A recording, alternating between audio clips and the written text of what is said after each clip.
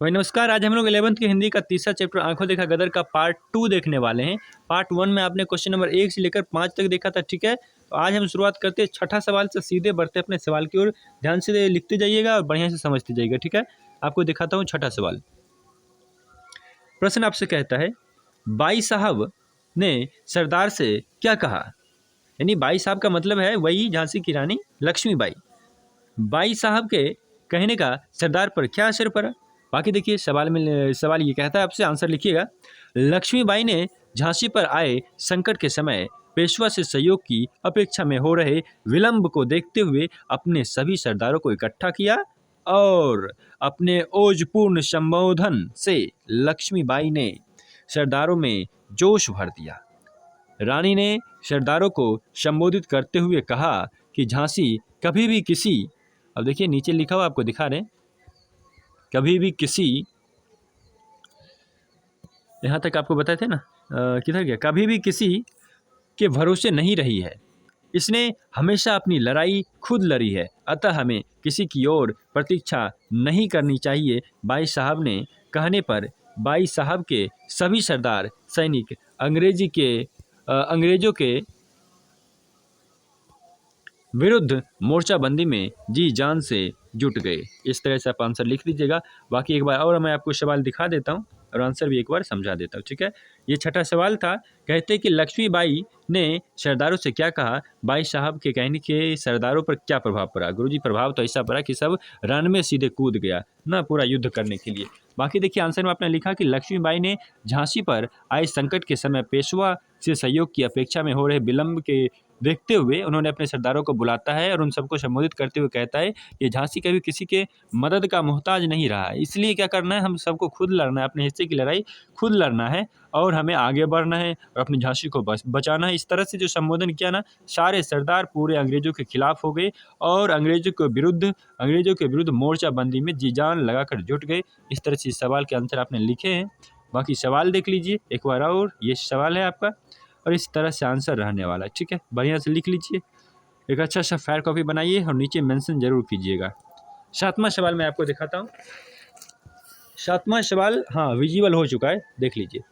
कहते हैं कि दसवें दिन की लड़ाई का क्या महत्व था। यानी 10वें दिन का जो लड़ाई था उस लड़ाई का क्या महत्व था। 10वें दिन की लड़ाई का वर्णन संक्षेप में करे। हाँ तो आइए इसके उत्तर में आपको लिखना है। क्या चीज़ लिखिएगा कि झांसी और अंग्रेजों के बीच जारी युद्ध में 10वें दिन का विशेष महत्व था। उस दिन के युद्ध से ही झांसी का भविष्य निर्धारित होना था। इसी दिन तात्या टोपे 15,000 सैनिक के साथ लक्ष्मीबाई की सहायता करने झांसी पहुंचे थे। अंग्रेज कप्तान और तात्या टोपे के बीच भयंकर युद्ध हुआ। दोनों की ओर से सिपाही जी जान से लड़ रहे थे। अब देखिए इसके आगे मैं आपको दिखाता हूँ, जी जान से लड़ रहे थे ना। अब आइए, इस युद्ध में पारंपरिक हथियार के अतिरिक्त तोप और बंदूक का भी इस्तेमाल किया गया था। 10वें दिन की उस युद्ध की परिणत अंत में तात्या टोपे के हार के रूप में हुई। इस मतलब परिणाम ये निकला कि तात्या टोपे हार गए, ठीक है। इसलिए हमने कहा कि 10वां दिन का लड़ाई बहुत ज़्यादा इम्पोर्टेंट था और आपने उस लड़ाई का वर्णन पूरा संक्षेप में कर दिया। एक संक्षेप वर्णन मांगा था और हमने वो दे दिया। सातवां सवाल इस तरह से था, 10वें दिन की लड़ाई का क्या महत्व था, आपने देखा और आंसर इस तरह से रहने वाला है। बढ़िया से लिख लीजिए, एक अच्छा सा फैर जरूर बनाइएगा और मेंशन भी कीजिएगा कि गुरुजी हमने बनाया है और कितना ज़्यादा इम्पोर्टेंट रहा और बढ़िया रहा हमारे लिए। 8वां सवाल आपके सामने आ रहा है, विजिबल हो तो बोलिएगा, ठीक है। 8वां सवाल आ चुका है, देख लीजिए। अब 8वां सवाल में है कि भेदिये ने लक्ष्मीबाई को आकर क्या खबर दी। यानी कि खबर देने वाला होता है ना, जासूस जिसे कहते, उसने लक्ष्मीबाई को क्या खबर दिया, लक्ष्मीबाई पर इस खबर का क्या प्रभाव पड़ा ना। बाकी आइए लिखते हैं इसके आंसर को। इसके आंसर में आपको लिखना है कि इस तरह से वो मैं आपको दिखा रहा हूँ। उत्तर है कि झांसी की रानी लक्ष्मीबाई के सफल नेतृत्व में 11 दिन से झांसी के सिपाही अंग्रेजों के खिलाफ लड़ाई लड़ रहे थे। रोज की तरह लक्ष्मीबाई रात के समय शहर और किले में गश्त लगाकर युद्ध के बंदोबस्त को देखरेख और दुरुस्त कर रही थी। तभी एक भेदिये ने आकर लक्ष्मीबाई को बताया कि अंग्रेजी फौज देखिए आप जानकारी दे रहा है गुप्तचर, कहता है कि अंग्रेजी फौज के पास गोले बारूद खत्म होने वाले हैं। ये तो बढ़िया समाचार दिया है। अब देखिए, कल पहर भर के युद्ध के बाद अंग्रेजों का लश्कर उठ जाएगा। कुल मिला के कल 12 बजे तक उसका युद्ध चल सकता है किसी तरह घिंच तीर के, उसके बाद तो ख़त्म ही होना है, क्योंकि उसके पास गोला बारूद है ही नहीं, सब कुछ खत्म हो चुका है। भेदिए की यह बात सुनकर रानी ने राहत की सांस ली। रानी के मुख खुशी से दमक उठे थे और उनमें विश्वास के भाव का संचार हुआ था। हालांकि यह बात मिथ्या साबित हुई। तो कुल मिला के देखो, खुशी तो हुआ थोड़ी देर के लिए कि चलो कल तक तो अब ख़त्म हो जाएगा युद्ध, चूँकि वो लोग भाग जाएंगे, उसके पास अब कुछ रहा नहीं।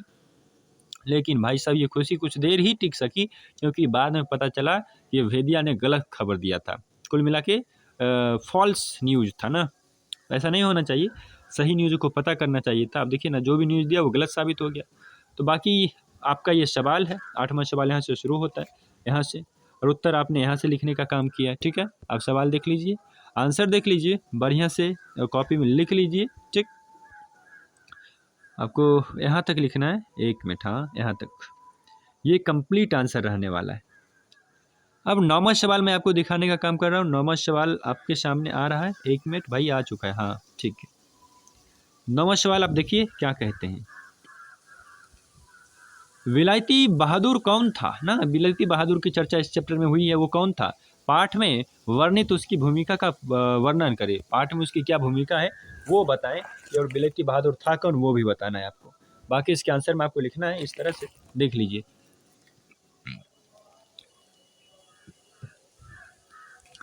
इसका उत्तर यहाँ से शुरू होता है। रानी लक्ष्मीबाई के यहाँ काम करने वाले मुसलमान को विलायती बहादुर कहा जाता था। कुल मिला के रानी लक्ष्मीबाई के यहाँ जो मुस्लिम लोग काम करते थे उसी को विलायती बहादुर कहा जाता था। ठीक है, उसकी संख्या लगभग 1500 के आसपास थी। 1500 लोग थे जो काम करते थे। अंग्रेजों के विरुद्ध इन विलायती बहादुर की भूमिका महत्वपूर्ण थी। झांसी में इसने कई बार अपने बहादुरी को साबित भी किया था। बाकी और आपको मैं दिखा रहा हूँ, साबित भी किया था।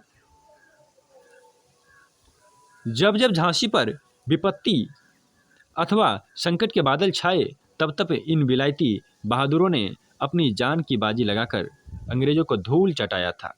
अंग्रेजी सैनिक जब झांसी में लक्ष्मीबाई को पकड़ना चाह रहे थे, उस समय भी इन्हीं बहादुरों ने रानी को झांसी से बाहर निकालने में सहायता कर अपनी बहादुरी को सिद्ध कर दिया था ना। तो इस तरह से विलायती बहादुर के बारे में आपने लिखने का काम किया। बाकी मैं आपको सवाल एक बार और दिखा देता हूँ, आंसर भी दिखाता हूँ, बढ़िया से लिख लीजिए, फिर आगे बढ़ते। आइए 9वां सवाल, हाँ यहाँ से है। देखिए, कहते हैं कि विलायती बहादुर था कौन और पाठ में वर्णित उसकी क्या भूमिका है। यही ना सवाल है कि विलायती बहादुर था कौन और पाठ में उसकी क्या भूमिका है। आपने बताया कि विलायती बहादुर जो था रानी लक्ष्मीबाई के यहाँ काम करने वाले मुस्लिम लोग थे ना। इसकी संख्या कितना था? 1500 से ज़्यादा था। किधर गया भाई? 1500 से ज़्यादा था, हाँ इसकी संख्या 1500 से ज़्यादा था।